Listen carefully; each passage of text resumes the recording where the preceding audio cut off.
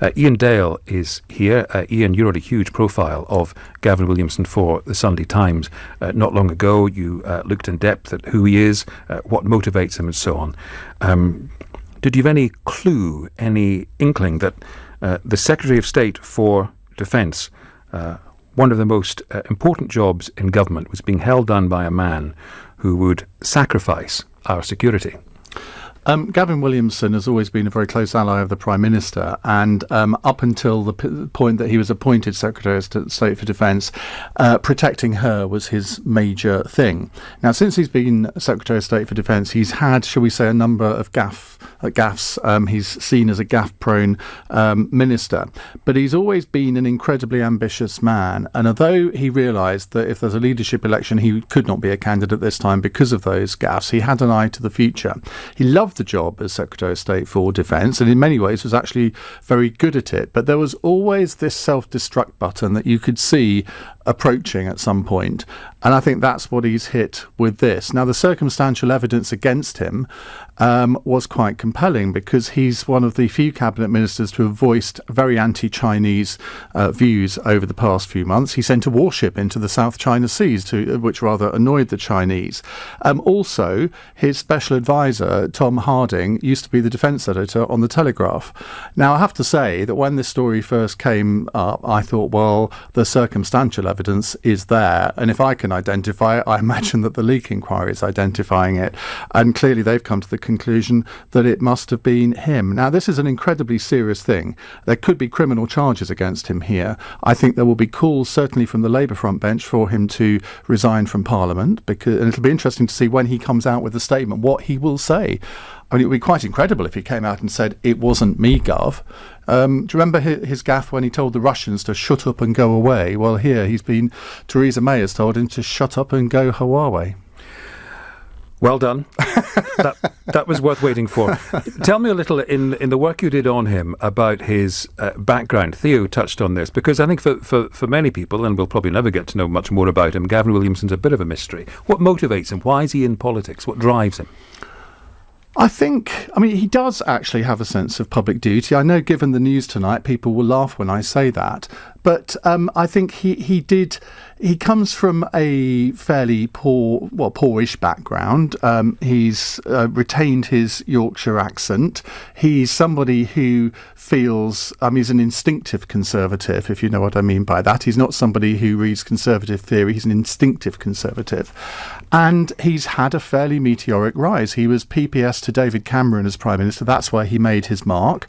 Theresa May then, he got onto her campaign team and sort of switched from Cameron to May effortlessly. So he's been successful at backing winners. Very successful. Well, winners at the time. And he was an incredibly successful chief whip. Bear in mind, she didn't have much of a majority, and then, of course, at the election, it was lost. He was the first one in Downing Street on election night. He was the one that persuaded her not to go. He was the one that went to Northern Ireland to negotiate with the DUP. He was incredibly close to her. Now, since then, since he's been at Defence, and people have speculated, and I couldn't actually stand this up, whether he engineered getting that job after Michael Fallon's departure. Michael Fallon, I think, certainly thinks he did.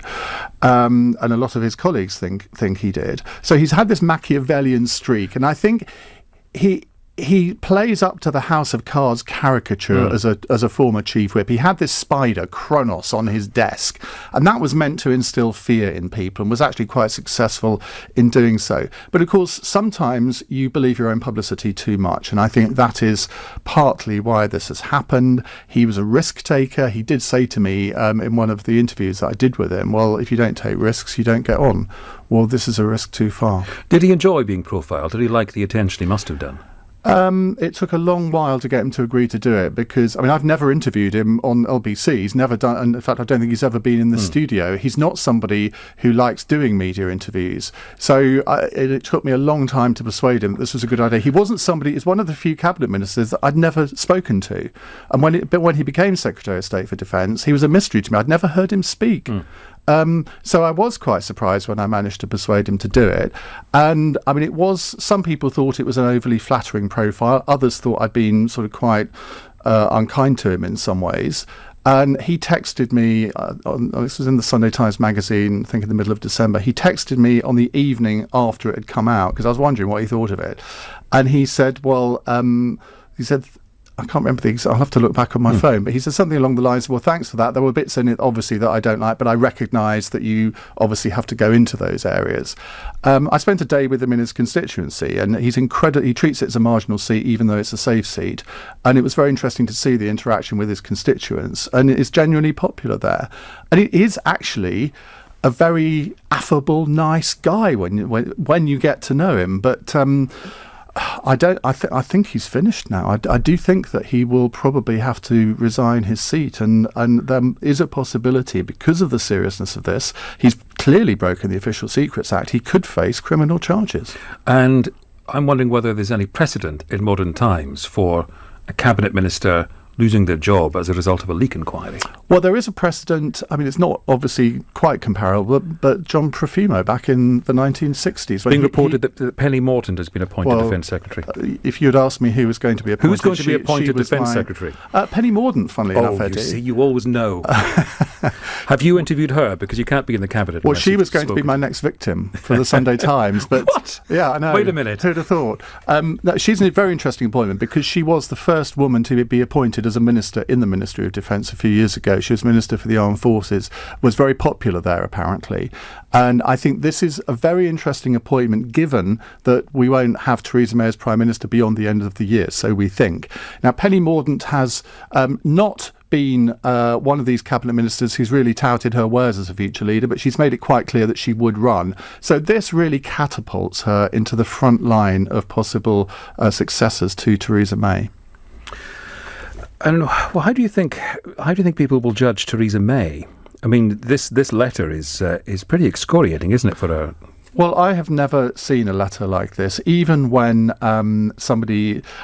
Cecil Parkinson, when he had to leave the cabinet back in 1983, the letter that Margaret Thatcher sent him was full of warm words, hope you'll be back, and all the rest of it. Yeah, there's a bit of nice stuff at the end. There's a sort of token bit at the end. It's very token. You've done your bit. It's incredibly token, given the fact that he has been her main supporter for so long, possibly less so in recent months. He's been quite an outspoken voice on Brexit in the cabinet, although he voted Remain, but he's another one of these cabinet ministers that have pivoted to support Britain leaving the EU. You would have thought that even in these circumstances, she would have been able to say something a bit nicer at the end of the letter. Well, she must be absolutely furious. Well, she will feel completely let down. And bear in mind, Theresa May is a Prime Minister that is in a very, very weak position at the moment. She needs all the allies she can get, and she's lost one here. Now, Penny Mordaunt is not seen as sort of particularly anti-Theresa May, but she is seen as one of the 6 or 7 main Brexiteers in the cabinet. It'll be interesting to see who Theresa May brings into the cabinet to replace Penny Mordaunt. But Chris Grayling's still safe, we think. At the moment, Eddie, I know you're very concerned about his future. Iain, thank you for now. I know you've got one or two things to prepare for after 7 o'clock, but we appreciate it very much. Iain Dale with you, of course, from 7.